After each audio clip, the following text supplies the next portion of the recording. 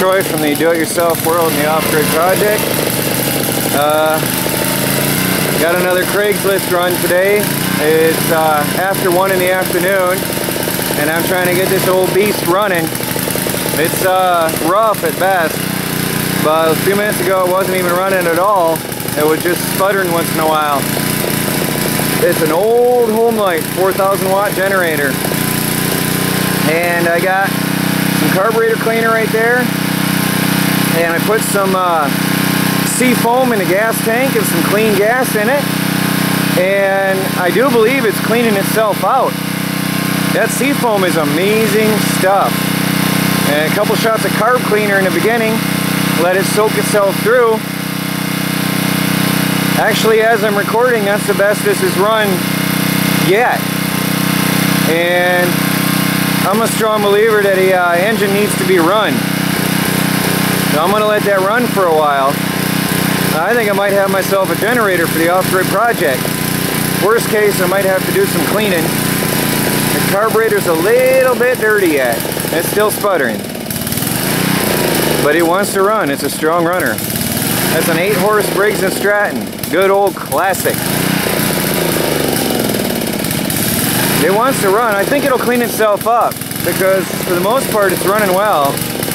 Just sputtering once in a while. And I'm thinking a spark plug wouldn't be bad either. But I got 2 generators. John is coming over in a while, and I need help to get this one out of the car. I got a, can you see it? Sears Craftsman 4200 watt that is also not running, sitting in the car. I got to get that out, but I cannot get it out alone. So after John arrives, he can help me get that out, and if I get them both running, I'll have a standby. Now that Craftsman, the guy said the engine or the thing was running and they're generating power. Right now it won't start, won't sputter, won't do anything. So I'm guessing carburetor, and because it does have spark. We checked it, it has spark.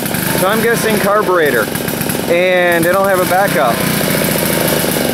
So I'm gonna just let this thing run. It's trying to clean itself out.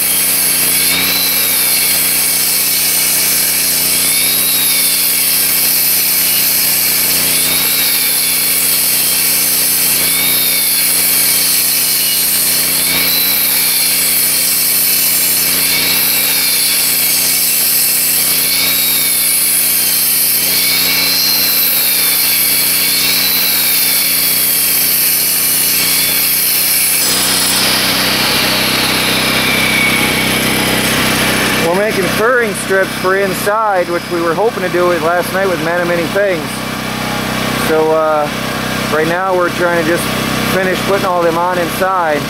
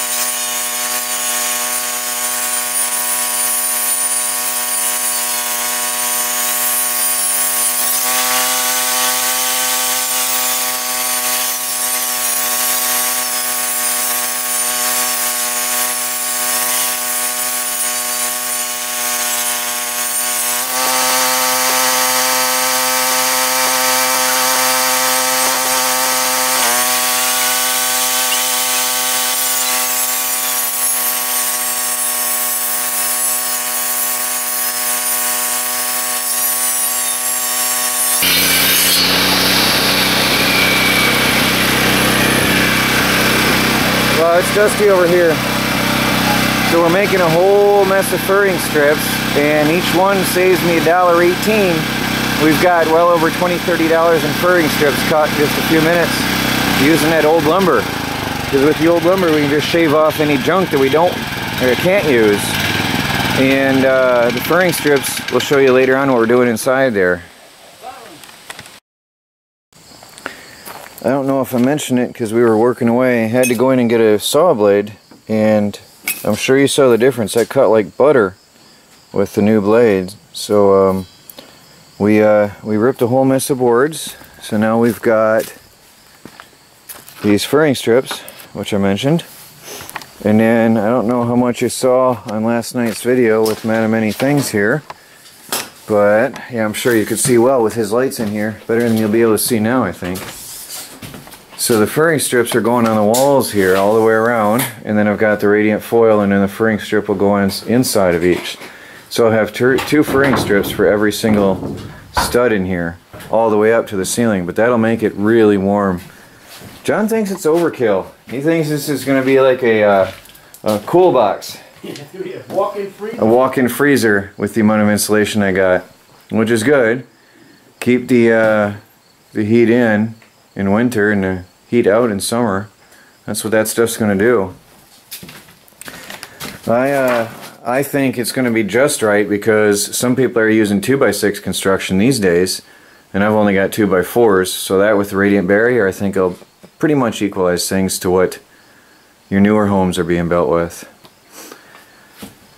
Now, we got some bad news. We were cutting out this big picture window, this tall one, and we started cutting it out, and when we went over to measure to make sure our frame was right, which it was, I got some very depressing news.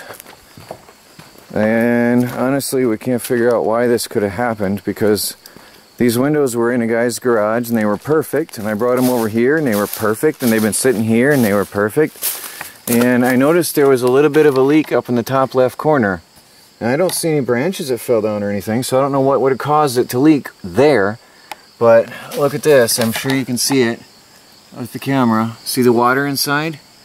Well, I noticed that a few days back, and some friends of mine said, well, just go with it and put that part down, and it usually takes a couple years before they get really bad once they crack open, but it only took a couple days, and you can see the milkiness.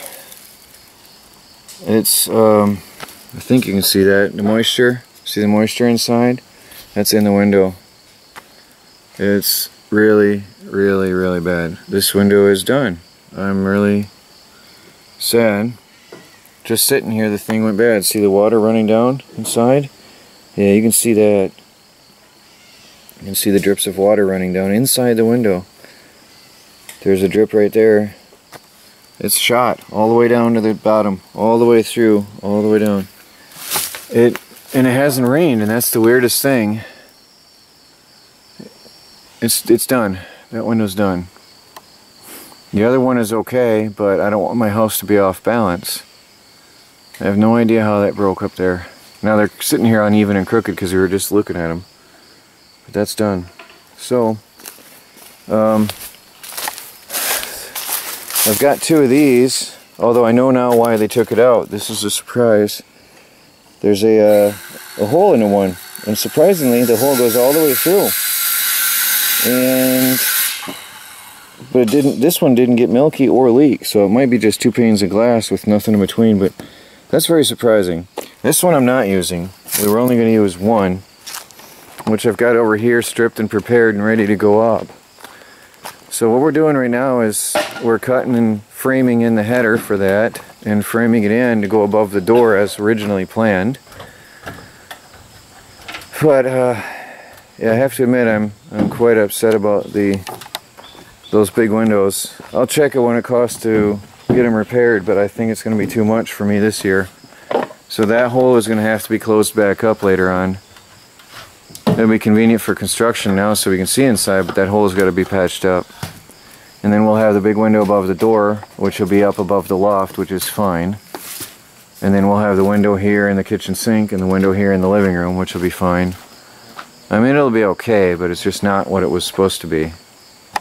Which is, I guess that's life.